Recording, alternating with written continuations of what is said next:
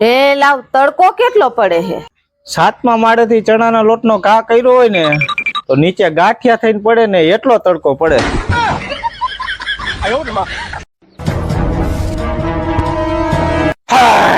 પેલી ચક્કા ઉડાડજે એટલે કે કાંઈ વાહે નહીં વધવા દે. જેના ભાગનું હોય છે ને ઈ ખાઈ જાય છે.